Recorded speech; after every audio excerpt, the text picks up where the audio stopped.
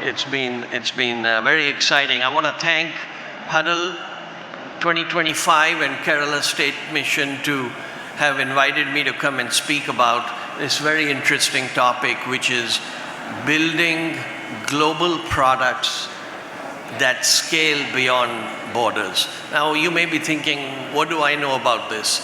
I know a lot about this because for the last 35 years, that's what I've done.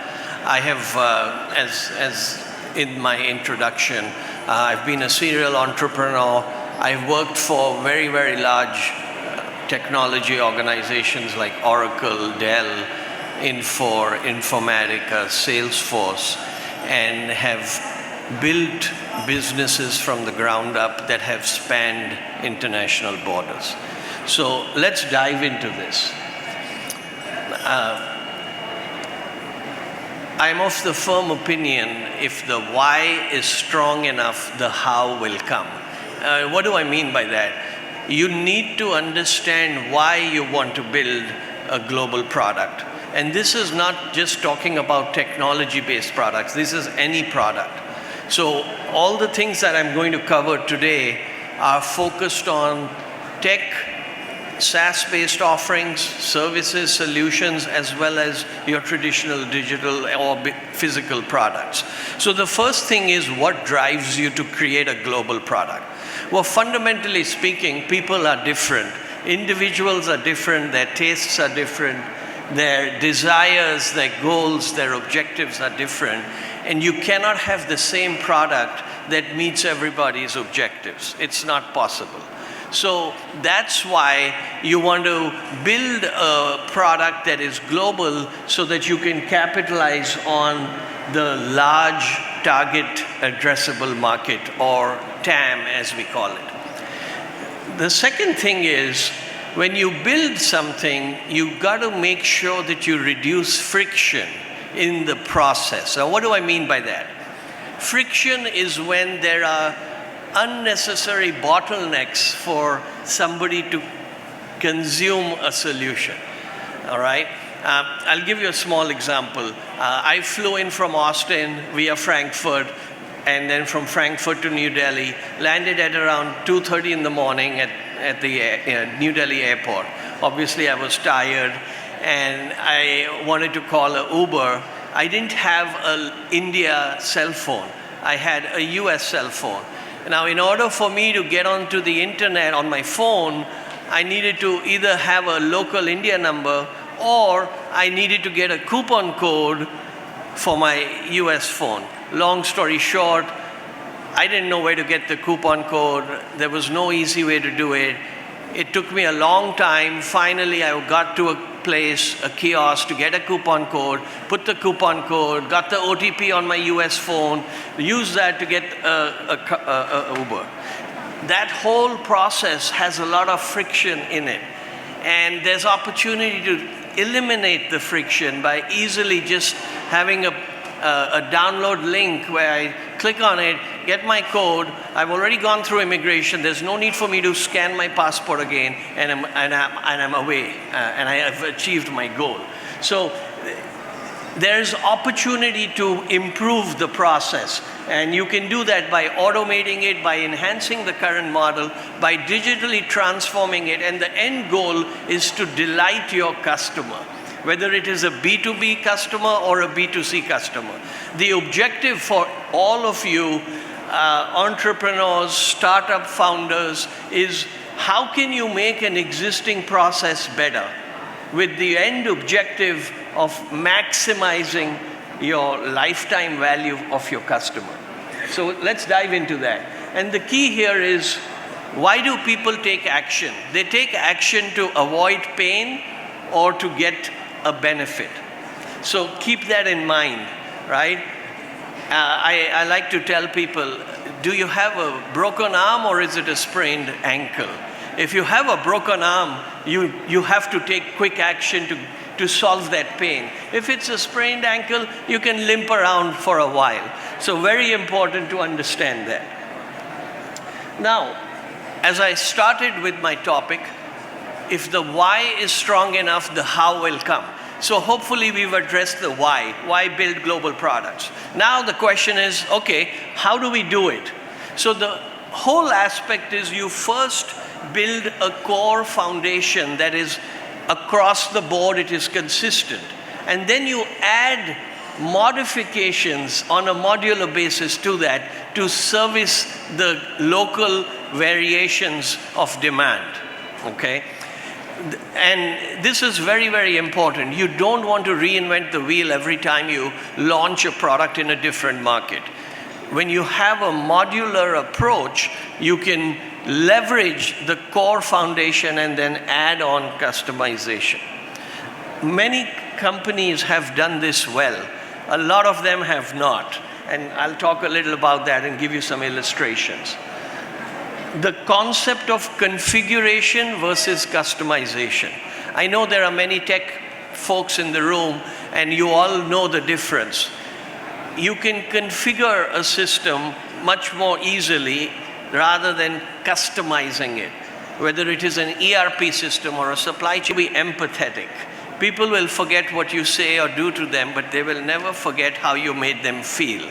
So put yourself in the customer's shoes and really understand what are they trying to do. Be empathetic and try to elevate the whole purchase process. Now, how do you do that? We are living in amazing times with the advent of AI and generative AI and agentic AI. Some people call this the fourth revolution with social, mobile, analytics, and cloud. It is a lot easier to have mass customization today than it was 5, 10, even 15, 20 years ago. So adopt that, engage that, and remember, it's about landing and expanding. I was talking to NASSCOM yesterday in Bangalore, and they've developed this program called InnoTrek, which focuses on deep tech startups. And I was doing a session with them as to how they can expand globally. You need to get your foot in the door.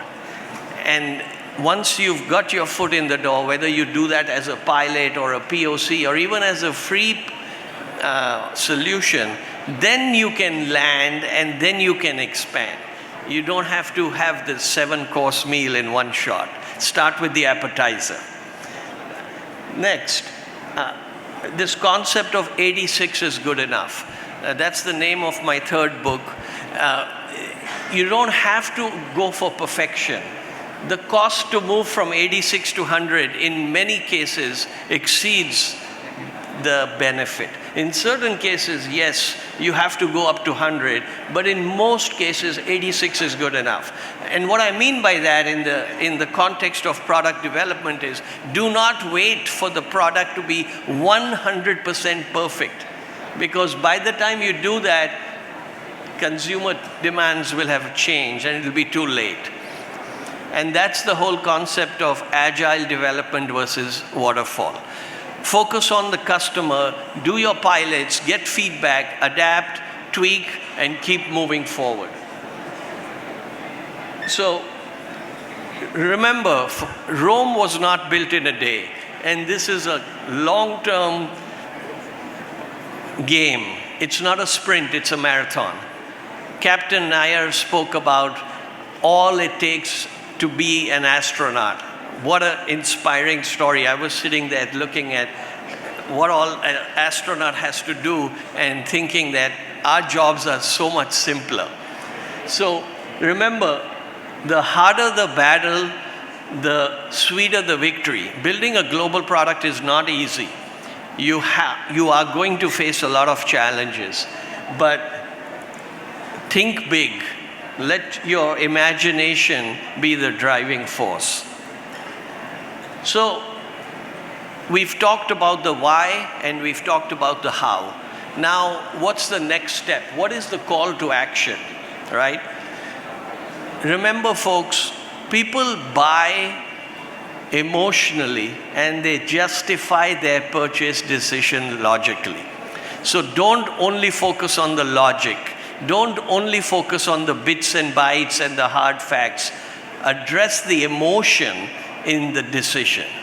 The sizzle sells the steak. And I think that's an area of opportunity for a lot of us. Time is your most valuable product. You and me and everybody here has 24 hours in a day. Maximize your time, allocate it properly, and focus on the right opportunities. Not every opportunity is worth pursuing. Not every customer is worth getting. At times you have to fire your customer. I was talking to a startup yesterday, and they said, well, Sal, it's easy for you to say that. You know, you worked for very large organizations, but we are a small company, and you're telling me if somebody wants to give us money, I should say no? Yes, because a difficult and a trying customer is going to take time away from you to do other things. So be judicious about that. Adapt, and adapt some more, right? Measure twice, cut once. You have to be very clear as to what is the problem you're solving. If you cannot explain that in 2 minutes, you got to go back to the drawing board and refine your messaging. And I know it's tough, because as entrepreneurs, we want to do a lot. We want to make a product that solves everybody's situation. It won't happen. Identify a narrow focus, go deep rather than wide. Learn to dance in the rain. What do I mean by that? You know, there are going to be a lot of tough times. You have to go back to the drawing board. People talked about persistence and passion. Very, very important. Life is not about eliminating the rain. It's learning how to dance in it, right? We all deserve to lead a more balanced, happier, and impactful life. At the end of the day, that's what you're striving for. You want to live, work, and lead with greater freedom, power, and peace of mind. That should be your driving force. Remember, folks, this is your responsibility, okay? You own it. So don't make excuses, don't blame the economy, the politicians, the customers. No. Focus on what you can control. Take ownership, take responsibility, and keep moving forward. That is what is required to build a global product at scale that spans borders and boundaries. So I think that's it. So thank you very much. I stayed on time. We have a minute left. If anybody has any questions, happy to take them. All right. One last thing. I'd encourage you to connect with me on LinkedIn.